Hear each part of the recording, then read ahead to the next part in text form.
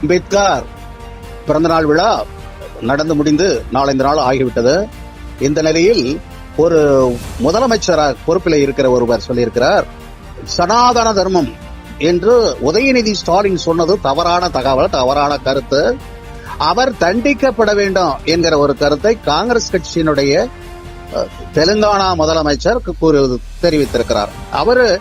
அவர் சொல்ற இந்த கருத்தை எண்ணுகிற போது புரட்சியாளர் அம்பேத்கர் அவர்களுடைய 1951ஆம் ஆண்டு பாராளுமன்றத்தில் அவர் வைத்த இந்த இந்து கோடு என்கிற சட்ட அனுமதியை அப்போது இருந்த அமைச்சரவைகளில் சில இருக்கிற பிராமணியத்தை சார்ந்த ஆரிய வர்க்கத்தை சேர்ந்தவர்களுடைய எதிர்ப்பின் காரணமாக அந்த சட்டம் நிறைவேற்றப்படாதன் காரணமாக அவர் தன்னுடைய சட்ட அமைச்சர் பதவியை தூக்கி எறிந்துவிட்டு அம்பேத்கர் வெளியே வந்து விட்டார். தெலுங்கானா முதலமைச்சராக இருப்பவருக்கு ஒரு சின்ன நினைவாக இந்த நிகழ்ச்சியை நான் சொல்லுகிறேன். அன்று பாராளுமன்றத்திலே சட்ட அமைச்சர் அம்பேத்கர் அவர்கள் கொண்டு வந்த அந்த இந்து கோட் என்ற நிகழ்வெல்லாம் அவருக்கு நினைவிருக்குமோ தெரியுமோ தெரியாதோ தெரியாது. ஆனா அவருக்கு நினைவுபடுத்துவோம். அந்த இந்து கோட்டில் சொன்ன அந்த சட்டம் அதற்கு பிறகு 4-5 ஆண்டுகள் கழித்து அதே இந்து கோட் சட்டம் பாராளுமன்றத்தில் நிறைவேற்றப்பட்டது என்பது ஒரு வரலாற்று திருப்புமுனை. ஆனால் அம்பேத்கர் சட்ட அமைச்சராக இருக்கிற நிலையில் கொண்டு வந்த சட்டம் மறுக்கப்பட்டது. அதை ஏற்றுக்கொள்ள பாராளுமன்றத்திலே மறுக்கப்பட்டது ஏன்? அந்த சட்டம் தெரிவித்தது என்ன? இதுதான் கேள்வி.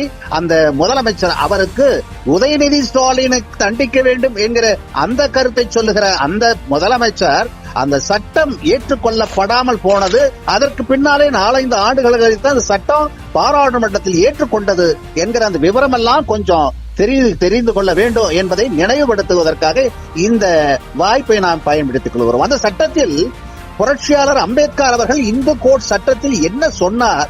இந்தியாவில் இருக்கிற அனைத்து இன பெண்களினுடைய முன்னேற்றத்திற்காக, அவர்களுடைய வாழ்வாதாரத்திற்காக, அவர்களுடைய வாழ்க்கை பாதுகாப்புக்காக அந்த சட்டத்தை அவர் கொண்டு வந்தார். காரணம், அதற்கு முன்னாலே சனாதன தர்மத்தில் பெண்களுக்கு எந்த உரிமையும் கிடையாது. அந்த அம்பேத்கர் அவர்கள் சொன்ன சட்டம் என்ன சொல்லுகிறது என்று கேட்டால், பெண்களுக்கு சொத்தில் சம உரிமை இருக்கப்பட வேண்டும் என்று சொல்லுகிறது. சனாதன தர்மத்தில் என்ன சொல்லுகிறது என்று கேட்டால், பெண்களுக்கு சொத்துரிமை கிடையாது என்று சொல்லுகிறது. அடுத்தது, அம்பேத்கர் அவர்கள் கொண்டு வந்த இந்து கோட் சட்டத்தில் பெண்களுக்கு மறுமணம் உரிமை உண்டு. மறுமணம், கணவன் இறந்து விட்டால் மறுமணம் செய்து கொள்ளலாம் என்று அம்பேத்கர் அவர்கள் கொண்டு வந்த அது சட்டத்தில் இடம்பெற்றிருந்தது. சனாதன சட்டம் என்ன சொல்லுது என்று கேட்டால், கணவன் இறந்து விட்டால் இந்த மனைவியானவள், இந்து மதத்தைச் சேர்ந்த மனைவியானவள் அந்த பெண்ணுக்கு நிர்வாணப்படுத்தி, பெண்கள் எல்லாம் சேர்ந்து அந்த பெண்ணை நிர்வாணப்படுத்தி அந்த பெண்ணின் மீது வெண்ணையை எல்லாம் பூசி, அதற்கு பின்னாலே அந்த பெண்ணை புத்தாடையில் போர்த்தி, கட்டுக்கட்டா, காலில் ஒரு கட்டு, கையில் ஒரு கட்டு, தலையில் ஒரு கட்டுக்கட்டா கட்டி, கணவன் சடலம் எரிந்து கொண்டிருக்கிற அந்த நெருப்பில் அந்த பெண்ணை துடிக்க துடிக்க தூக்கி போட்டு விடுவார்கள். சதி, உடன்கட்டை ஏறுதல். கணவன் இறந்து விட்டால் மனைவி செத்தே தீர வேண்டும், உடன்கட்டை ஏறிவிட வேண்டும். இது சனாதனத்தில் சொன்ன அந்த அக்கிரமம், அந்த அநியாயம், அந்த கொடூரமான முறை இருந்தது. அதை அம்பேத்கர் அவர்கள் கொண்டு வந்த இந்து கோட் சட்டத்தில் நொறுக்கினார்.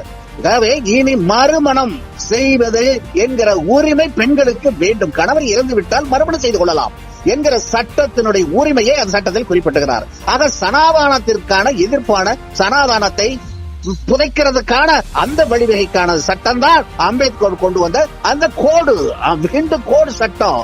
அதை அடுத்தது, விவாகரத்து செய்வதற்கு உரிமை உண்டு. கணவன் கொடூரமானவன் இருக்கும் பட்சத்தில் மனைவி விவாகரத்து செய்வதற்கான அந்த உரிமை ஒரு பெண்ணுக்கு உண்டு என்கிற அந்த மாதிரி முறைகளை எல்லாம். அடுத்தது, பெண்கள் வேலை செய்வதற்கான உரிமை உண்டு. அடுத்தது, பெண்கள் குழந்தைகளை தத்தெடுத்து வளர்ப்பதற்கான உரிமை உண்டு. இதெல்லாம் சனாதனத்தில் இல்லை. சனாதனம் இந்த கருத்துக்களை எல்லாம் எதிர்த்தது.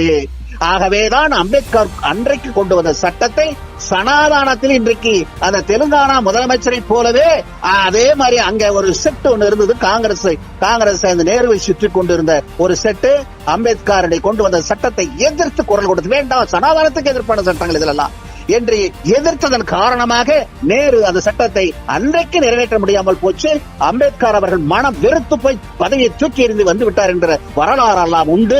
அதற்கு பின்னாலே ஒரு 4-5 ஆண்டுகள் கழித்து அனைத்து பாராளுமன்ற உறுப்பினர்களுடைய ஆதரவுடன் சட்டம் நிறைவேற்றப்பட்டது என்பது அது ஒரு தனி வரலாறு. முன்பு நான் சொன்னதை போல ஆக இந்த சனாதனம் என்பது என்ன என்பதை அந்த அம்பேத்கர் அவர்கள் கொண்டு வந்த இந்து கோட் சட்டத்தை படித்தறிந்து தெரிந்து கொண்டாலே போதும். இந்த தெலுங்கானா முதலமைச்சர் இவ்வளவு காலம் கழித்து இன்றைக்கு உதயநிதி ஸ்டாலின் சொன்னதை அதுதான் அம்பேத்கர் கொண்டு வந்த அந்த சட்டத்தினுடைய ஒரு அசைவுதான் உதயநிதி ஸ்டாலின் சொன்னது. அம்பேத்கர் சொன்னது என்பதுங்கிறது சட்ட ரீதியாக சொன்னார். ஆனால் அதற்கு முன்னாலேயும் அதற்கு பின்னாலேயும் தமிழகத்தை பொறுத்தவரை தந்தை பெரியார் அவர்கள் தூக்கி பிடித்து நிறுத்தினார்கள். எது சனாதன தர்மம் என்பது வர்ணாசிரம தர்மத்தினுடைய கூறு. வர்ணாசிரம தர்மம் என்பது இந்த இந்து மதத்தினுடைய அநியாய அக்கிரமும், இந்து மதத்தினுடைய இந்த கொடிய பாரம்பரிய தன்மைகள், வழக்கங்கள், நடைமுறைக்கு மனிதனுக்கு ஒத்து வராத நடைமுறைகள்.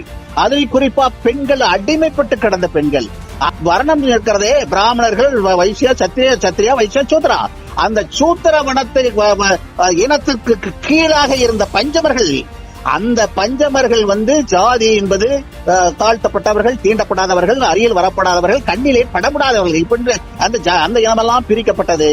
அந்த இனத்தோடு தான் பெண்கள் அனைவரையுமே சேர்த்தார்கள். அந்த பெண்களுக்கு என்று எந்த உரிமையே எந்த இனத்திலையும் கிடையாது. அவர்களெல்லாம் கொடுமையாக வாழ்க்கையை அனுபவித்துக் கொண்டிருந்த அந்த சட்டங்கள் எல்லாம் மாற்றி கொண்டு வந்த சட்டம் தான் அம்பேத்கர். அந்த சட்டத்தை நொறுக்க வேண்டும் சொன்னதுனால யாரும் ஏத்துக்கல. இந்த மாதிரி முதலமைச்சர் மாதிரியான அன்றைக்கு ஒரு சின்ன ஒரு கூட்டம், அறிவிலி கூட்டம், பிராமண சக்தி படைத்த கூட்டம், அந்த சமூக விரோதிகள் கூட்டம், சமுதாய விரோதிகள் கூட்டம், சமூக நீதிக்கு ஒத்து வராத கூட்டம், பிராமணியர்கள் மட்டுமே தான் உயர்ந்தவர்கள் என்று சொல்லுகிற கூட்டம், பிராமணிய அல்லாதவர்கள் அத்தனை பேருமே மிகவும் தாழ்த்தப்பட்டவர்கள், மிகவும் ஒடுக்கப்பட்டவர்கள், அவர்கள் எல்லாம் புறந்தள்ளப்பட்டப்படுவர்கள், அவர்கள் கல்வி கற்பதற்கு உரிமை இல்லாதவர்கள், வேலைகளுக்கு போவதற்கு உரிமை இல்லாதவர்கள், ரோட்டிலே நடமாட முடிவதற்கு உரிமை இல்லாதவர்கள், பொதுக்கிணறிலே தண்ணீர் எடுப்பதற்கு உரிமை இல்லாதவர்கள், அவர்களெல்லாம் இந்த சட்டத்தை, இந்த சனாதன வகுத்தளித்த அந்த வர்ணாசிரம தர்மத்துக்கு உட்பட்ட இந்த கொடுமைகளை எல்லாம் தீர்ப்பதற்காக அம்பேத்கர் அந்த சட்டத்தை கொண்டு வந்தார். அந்த சட்டத்தின் அடிப்படையிலே தான் தந்தை பெரியார் அவர்கள் அங்க 1925 காங்கிரஸ் கட்சியிலிருந்து விலகியதற்கு பிறகு, சுயமரியாதை இயக்கம் ஆரம்பித்த பிறகு, அப்போது இருந்த நீதி கட்சி சமூக நீதிக்காக போராடி இந்த நாட்டிலே கல்வியை வளர்த்து பிராமணர் அல்லாதவர்களுக்கெல்லாம், குறிப்பாக தாழ்த்தப்பட்ட மக்கள், குறிப்பாக பிற்படுத்தப்பட்ட மக்கள், குறிப்பாக பெண்கள், இவர்களுக்கெல்லாம் கல்வி உரிமை கொடுத்து அவர்களுக்கெல்லாம் கல்வியை வளர்த்து, நீங்கள் எல்லாம் கல்வி கற்க வேண்டும், நீங்கள் எல்லாம் பள்ளிக்கு வர வேண்டும் என்று வீடு வீடாக போய் சென்று கூட்டி அழைத்து வந்து கல்வி கற்க வைத்த அந்த நீதி கட்சி ஆட்சி இருந்த அந்த காலத்திலேதான் இந்த தந்தை பெரியார் அவர்கள் அதை விடவும் மேலாக போய் கல்வி உரிமை, கல்வியினுடைய சிறப்பு, கல்வியினுடைய பாதுகாப்பு மக்களுக்கு கொடுப்பது மட்டுமல்ல, நம்ம மக்களுக்கு சமூகத்தில் பெண்களுக்கு, தாழ்த்தப்பட்டவர்களுக்கு, பிற்படுத்தப்பட்டவர்களுக்கு என்னென்ன உரிமை மறுக்கப்பட்டதோ அத்தனையும் நாம் வென்றாக வேண்டும்.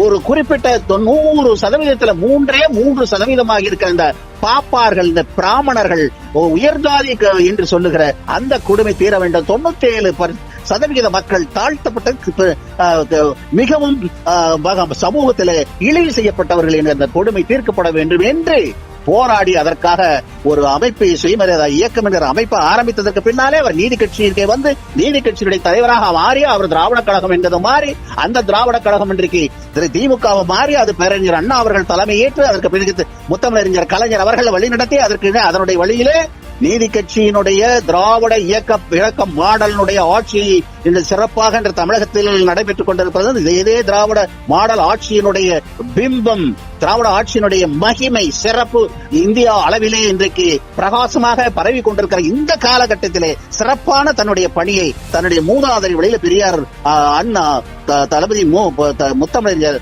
தளபதி ஆகியோருடைய வழியிலே இந்த உதயநிதி ஸ்டாலின் அவர்கள் தெளிவாக தன்னுடைய அரசியலை ஆரம்பித்திருக்கிறார், தொடங்கி இருக்கிறார். அதனுடைய தொடக்கம் தான் சனாதன தர்மத்தை முழுவதுமாக ஒழிப்போம் என்று சொல்றார். அந்த கருத்தை போய் முதல் மந்திரி சனாதன தர்மத்தை ஒழிப்போம் என்று சொன்னது என்பது தவறு.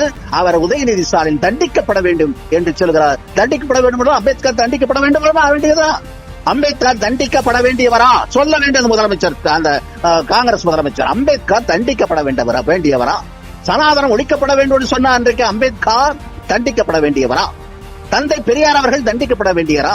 அதன் மூலமாக இன்றைக்கு லட்சமாக இன்றைக்கு தாழ்த்தப்பட்ட, பிற்படுத்தப்பட்ட, ஒடுக்கப்பட்ட மக்கள் எல்லாம் படித்தும் முன்னேறி இன்றைக்கு அவ்வளவு உயர்ந்த பதவிகளை எல்லாம் வகித்துக் கொண்டிருக்கிறார்களே, சிறந்த கல்விமான்களாக இன்றைக்கு உலகளாவிய அளவிலே புகழ்பெற்று பெருமை பெற்று விளங்கிக் கொண்டிருக்கிறார்களே, அவர்கள் எல்லாம் தண்டிக்கப்பட வேண்டியவர்களா? சொல்ல வேண்டும் முதலமைச்சர்.